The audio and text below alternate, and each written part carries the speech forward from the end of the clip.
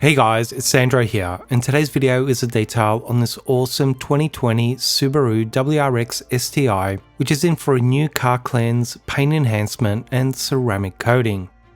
Now technically this isn't a brand new car as it was bought several months prior to this detail and had a few thousand kilometers on the clock. However, it was meant to come in straight after purchase, but through no fault of the owner, but rather the Melbourne business lockdowns, this job and many others were forced to be put on hold, and this car actually ended up being the last car I detailed for the year 2020, which, let's say, was quite a memorable year. Now, as you guys can hopefully see, the paint really isn't all that bad, nor should it be on a car that's still relatively new. But one thing the owner did specifically bring up was his disappointment in the wash-induced dealership swirls the car was delivered to him with, as well as just a lack of pop or gloss in the paint that he really wanted it to have, together with a quality ceramic coating to seal the finish, which is basically going to be my job here with this car.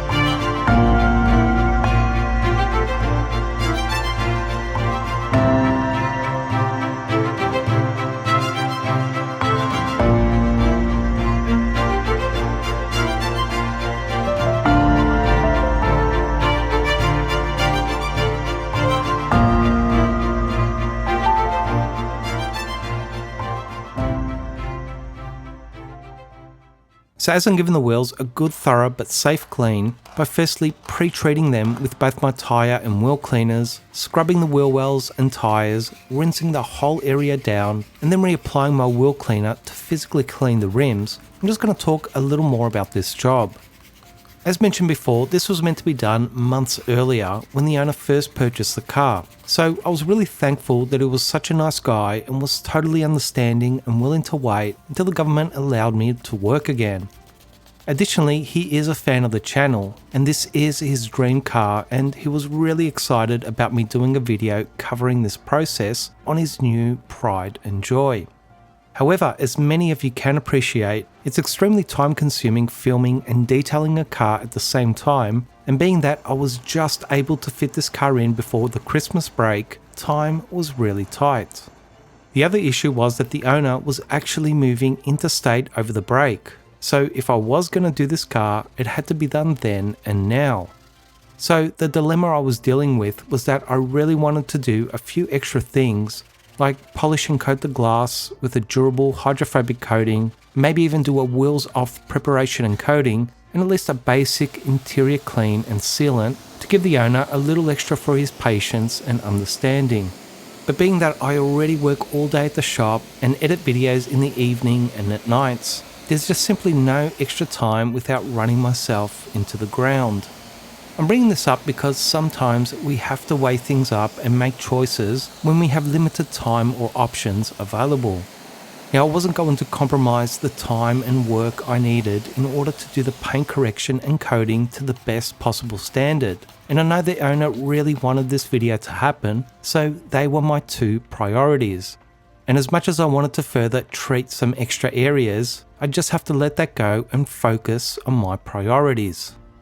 I actually had a job in last week where at the time of the prior inspection and quote, the owner decided not to opt for a few extra services. but when he dropped the car off, he had a change of mind and now wanted to upgrade to those extra services. Now, being that I'm usually booked well in advance and only had allocated time for the services he was quoted for, I'd have to delay my next job and do some serious overtime in order to do what he now wanted. All I'm saying is that these things commonly happen, and it's great if you can adapt and keep your clients happy, but it shouldn't be at the expense of compromising the quality of your work, upsetting other customers to please one, or running yourself into the ground. Honesty, hard work, and dedication are extremely important qualities in running any successful business, but making good decisions and looking after your own well-being is just as important. So it's okay to sometimes say no, and as some of you younger guys will come to realize, your body just doesn't bounce back as well as it used to once those grey hairs start to come in. So don't run yourself into the ground pulling those all-nighters, as it will catch up to you. So with the wheels all done, the next step was the pre-soak foam, in which I used MV Snow Plus to start breaking down any dirt, grime or existing waxes or sealants to get the ball rolling in stripping anything sitting on the paint and trims. It was left to dwell for a good 5 to 10 minutes to get the maximum effect out of it, and it was then followed up by a thorough and intensive initial pressure rinse down to remove as much surface contamination as possible in a completely safe, touchless manner. As I say all the time, a good quality decontamination snow foam is only half of the equation, in that it only softens grime and makes it easier to remove. The second half of that equation is using a good pressure rinsing technique by keeping your water beam about a foot away from the surface and moving it slowly and precisely over every square inch of the vehicle. So using the right products and tools with good methods behind you are the two key factors in obtaining the best results.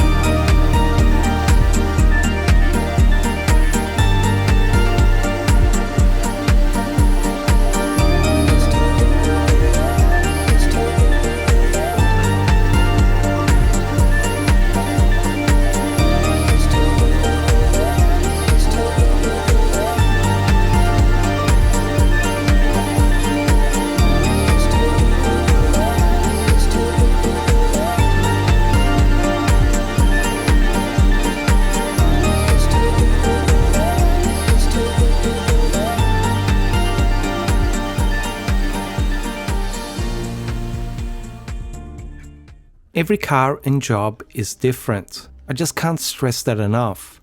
So it's your job as a detailer to firstly understand what your goals are and secondly, assess your progress along the way. After just a snow foam and pressure rinse down, I could barely see any dirt or visual grime on the vehicle. But what I could see was some mild hydrophobic behaviour, meaning that there was definitely some sort of wax or sealant on the paint that I needed to remove. Now when dealing with this particular situation, a stronger 1 to 10 dilution of MV Snow Plus tends to be a great way for me to break down and remove more mild forms of paint protection without the need to use more aggressive chemicals. And if by chance the car doesn't have more stubborn, bonded particles that will need iron and tar removers or even clay to eliminate them, then this could be a great, quick and safe method to get the paint stripped down. So by spraying Snow Plus directly on the paint and on my wash mitt at this stronger concentration, and then basically washing the car in quite a normal manner, you'll hopefully see that when I rinse the whole car down after this process, that previous hydrophobic behaviour was pretty much gone. And the water now was quite stagnant and slow sheeting, which is exactly what you want to see. I'll also mention that brand new car glass is usually quite hydrophobic by nature due to its tight tension finish, so it's normal for it to show positive water behaviour until it starts to age or degrade.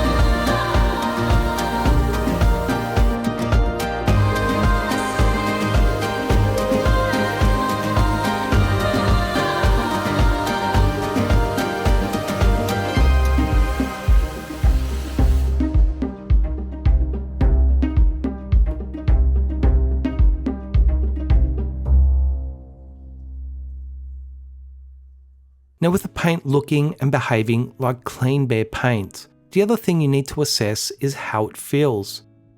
Environmental fallout is sometimes impossible to see, but quite easy to feel with your hands, the little tiny bumps that have fused to the paint or trims. In this case, I couldn't feel any fallout on the paint whatsoever, which basically means there's absolutely no need or benefit in using harsher chemicals or automotive clay, as there's nothing more to remove. Additionally, I couldn't see any lingering trapped dirt or grime in the panel trims or edges. So although I'll sometimes brush out those trims, there was absolutely no need to do that here, as it would have no additional benefit. In the past, I've decontaminated some brand new cars that needed harsher chemicals, claying, and even brushing to get them completely clean. But that doesn't mean that I just shut my eyes and blindly go through that same process every time, as it's unnecessary aggression, cost, and time with no benefit to be had. So once again, it's your job as a detailer to investigate your process and not only work out what you need to do, but also work out what you don't need to do, as every car and job is different.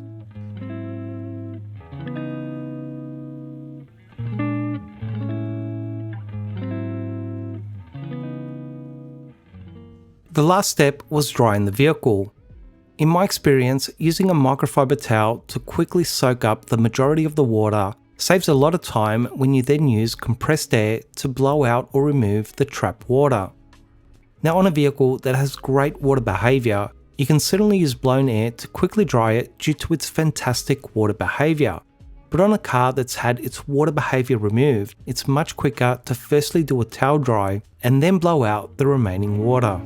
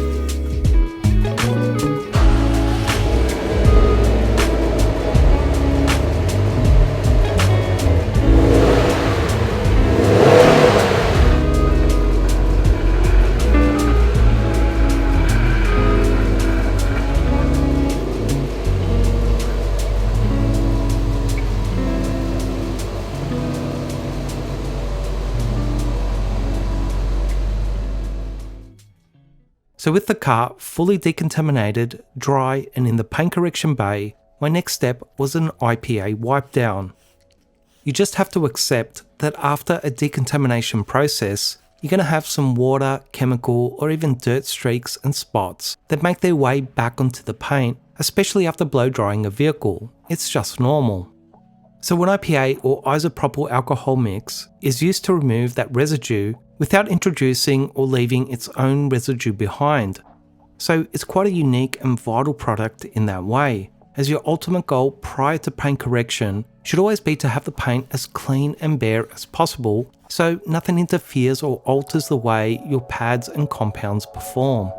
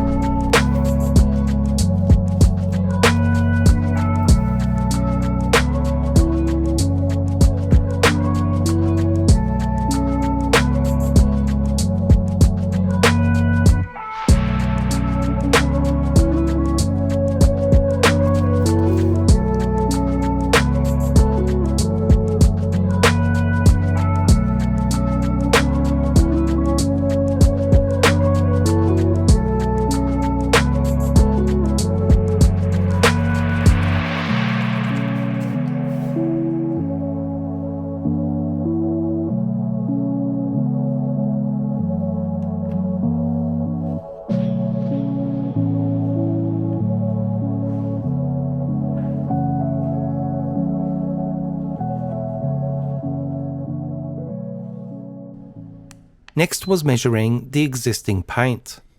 I've said it before and I'll say it again that it's just getting ridiculous at how little paint many car manufacturers are applying these days, and Subaru along with Mazda are the two worst culprits in my experience. But it actually gets even worse when you start to predict how much of that paint thickness is actual clear coat, which is really what matters most in the end. You'll see in a bit that the readings in the door jambs, which usually have very little clear coat, were 60 to 70 microns, and the average readings on the exterior paint were 90 microns at best. So if I had to predict the average amount of clear coat on the exterior paint, it would probably be an extremely disappointing 30 to 40 microns. Now, is this an issue for me doing a light paint enhancement on this car? The answer is no, as I'm likely just going to remove a couple of microns of paint, addressing some minor swirls and boosting gloss. However, the chance of this and millions of other cars with similar amounts of paint making it more than a decade or two without clear coat failure is extremely low. In fact, it's just inevitable that we're going to see more clear coat failure in the next couple of decades than we've ever seen before in the past. And as detailers, we're going to be working on more aftermarket or respray paint jobs than we've ever worked on before. I have to say that I love this Subaru metallic blue paint that I believe is their World Rally Blue.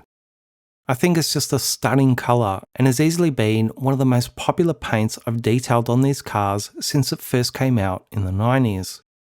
Now, as mentioned, this paint really isn't all that bad, with wash-induced swirls being the only real culprit here. but I also know after working on dozens and dozens of these cars with this rally blue that it can definitely look better with just a light enhancement polish to not only remove those swirls but also boost gloss and clarity levels well beyond what you'd see at a dealership showroom.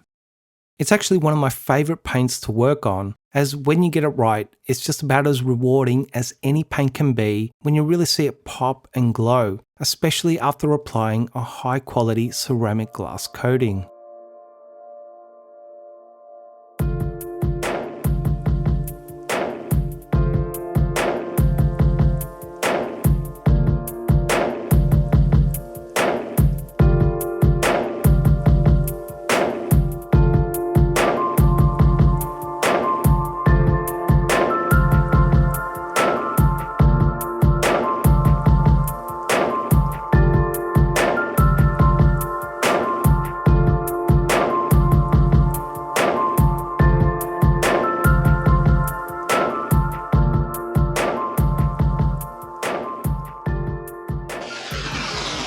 Okay guys, so that's just about it for part 1 of this series.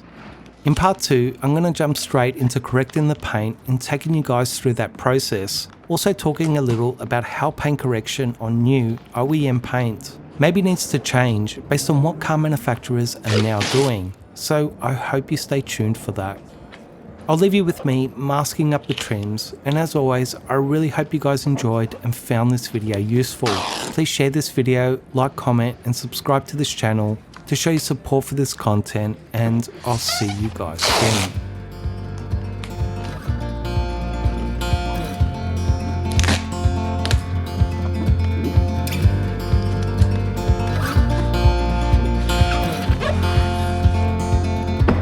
Love that we'll never need to hide. Love will always rise above. Whatever comes, we will be just fine. If I am yours and you are mine, take my hand and let's fly away to another galaxy. Hold me close, I want to feel your love. Together we are free. Just be with me, just be with me, just be with me.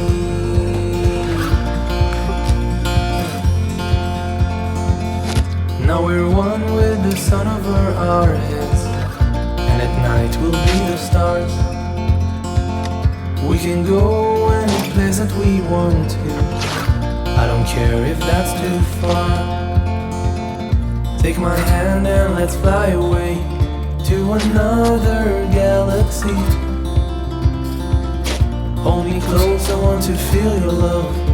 Together we are free. Just be with me, just be with me, just be